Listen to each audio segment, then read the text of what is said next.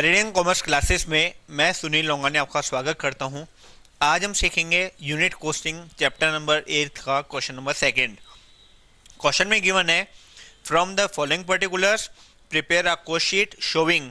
आपको cost sheet बनानी है जो इन्फॉर्मेशन दे रखी है, क्या क्या कैलकुलेशन आपको करना है। सबसे पहले रॉ मटेरियल कंज्यूम्ड, सेकेंड आपको कैलकुलेशन करना है prime cost, third works cost, fourth cost of production, fifth the production of goods sold मतलब cost of goods sold, then profit on goods sold और net profit for the month. आपको information सारी दे रखी है, opening stock, closing stock, सारी information हमें दे रखी है। इसमें आपको 3 तरह के स्टॉक दे रखे हैं। रॉ मटेरियल का स्टॉक दे रखा है, फैक्ट्री का WIP का स्टॉक दे रखा है और फिनिश गुड्स का स्टॉक दे रखा है। 3 तरह के स्टॉक्स होते हैं हमारे पास, जिसकी इन्फॉर्मेशन मैं आपको और बता देता हूँ कि हमारे पास 3 तरह के स्टॉक्स होते हैं। 3 तरह के स्टॉक्स सबसे पहले इसके बारे में डिस्कस कर चुके हैं। पहला होता है रॉ मटेरियल, सेकंड होता है WIP और थर्ड होता है फिनिश गुड्स। कितने तरह के स्टॉक्स हुए हमारे पास? 3 तरह के। एक हुआ रॉ मटेरियल मतलब कच्चा माल, दूसरा WIP वर्क इन प्रोग्रेस अर्ध निर्मित माल, थर्ड होता है फिनिश गुड्स मतलब निर्मित माल, ऐसा माल जो बन चुका है।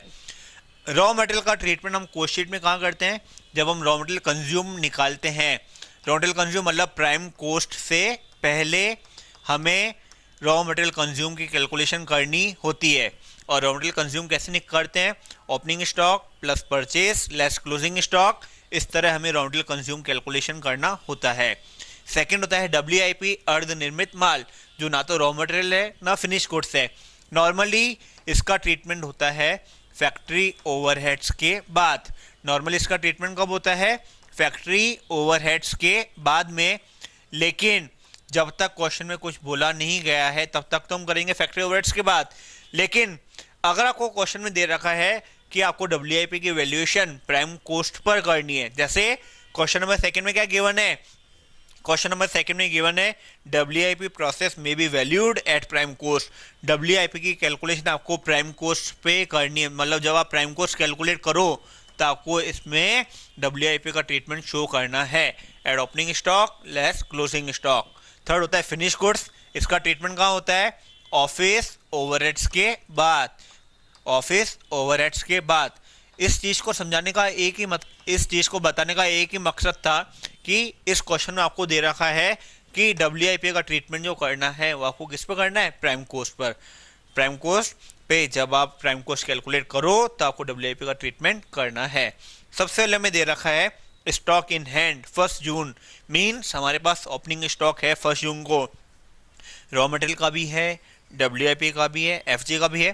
तो ओपनिंग स्टॉक रॉ मटेरियल कहाँ शो करेंगे? सबसे रॉ मटेरियल कंज्यूम निकालेंगे तो ओपनिंग स्टॉक ऑफ मटेरियल 25,000 हमने शो कर रखा है। देन आपको क्लोजिंग स्टॉक भी दे रखा है, रॉ मटेरियल का, WIP का, फिनिश गुड्स का।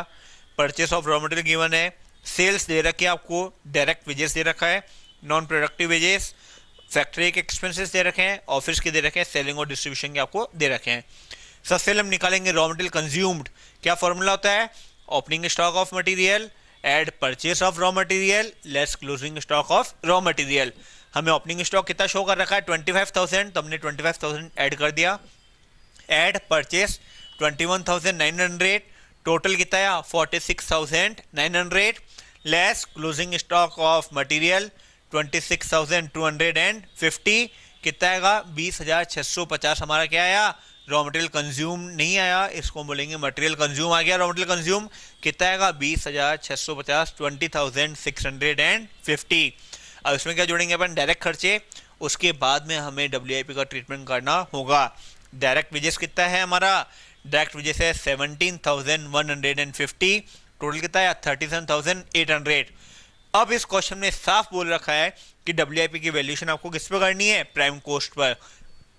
मतलब जब आप प्राइम कोस्ट निकालो, कैलकुलेशन करो, तो उससे पहले आपको WIP का ऐड और लेस करना है। ऐड क्या होता है? ओपनिंग स्टॉक, लेस क्या होता है? Closing stock. Add opening stock of WIP मैंने ऐड कर दिया, क्लोजिंग स्टॉक ऑफ WIP हमने लेस कर दिया। टोटल हमारी प्राइम कोस्ट कितने? 36,920 प्राइम कोस्ट। इसके बाद किसका ट्रीटमेंट होता है? फैक्ट्री ओवरहेड्स का। फैक्ट्री मतलब वर्क एक्सपेंसेस हमें दे रखे हैं। 2 तरह के एक्सपेंसेस इसमें, एक तो नॉन प्रोडक्टिव अगर प्रोडक्टिव वेजेस होता तो प्राइम कॉस्ट का पार्ट होता। क्या दे रखा है, नॉन प्रोडक्टिव वेजेस 830 830 और वर्क एक्सपेंसेस है 8340, मतलब 8340, टोटल 9170। प्राइम कॉस्ट में हमने फैक्ट्री एक्सपेंसेस जोड़े तो फैक्ट्री कॉस्ट हमारी कितनी 46,090। इसके बाद किसका ट्रीटमेंट होता है, ऑफिस ओवरहेड्स। ऑफिस के ओवरहेड्स आपको दे रखे हैं 3160। टोटल आपका कॉस्ट ऑफ प्रोडक्शन कितना है 49,250। अब मैंने अभी आपको बताया था कि फिनिश गुड्स का ट्रीटमेंट कहाँ होता है, ऑफिस ओवरहेड के बाद में। ऑफिस ओवरहेड्स हमने शो कर दिए, cost of production, cost of production आ गया। कॉस्ट ऑफ प्रोडक्शन के बाद में हमें क्या करना है, add opening stock of finish goods less closing stock of finish goods. Finish goods का ट्रीटमेंट कहाँ होता है, ऑफिस ओवरहेड्स के बाद, मतलब add opening stock of finish goods less closing stock of finish goods. इस क्वेश्चन हमने क्या निकाला था, cost of production. Cost of production हमारी कितनी आई थी, कॉस्ट ऑफ प्रोडक्शन थी हमारी 49,250। क्या करेंगे इसमें, फिनिश गुड्स का treatment, add opening stock of finish goods less closing stock of finish goods. क्या आएगा हमारा, कॉस्ट ऑफ गुड्स सोल्ड कितना आया 50,860। अब आपको क्वेश्चन बोल रहा है कि आपको जीपी और एनपी की कैलकुलेशन करनी है। यहाँ पे दो वर्ड्स और समझने जैसी बात है हमारी, ग्रॉस प्रॉफिट और नेट प्रॉफिट।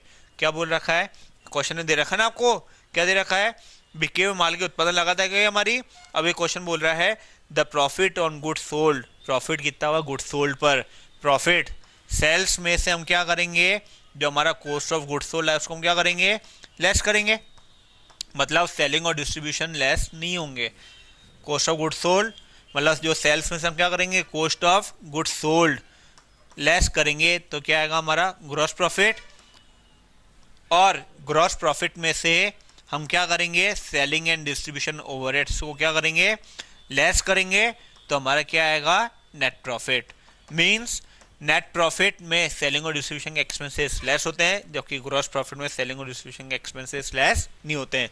जैसा कि हमने इस क्वेश्चन में कर रखा है, सबसे पहले हमें बोल रखा है कि हमारी जो कॉस्ट ऑफ गुड्स सोल्ड कितनी आई थी 50,860 और आपको दे रखी है सेल्स इतनी दे रखी है 72,310, तो हमारा प्रॉफिट कितना आया, ग्रॉस प्रॉफिट कितना आया 21,450। इसमें से हम लेस करेंगे, क्या लेस करना है हमें, एसएनडी मतलब सेलिंग एंड डिस्ट्रीब्यूशन ओवरहेड 4,210, तो हमारा एनपी मतलब नेट प्रॉफिट कितना आया 17,240।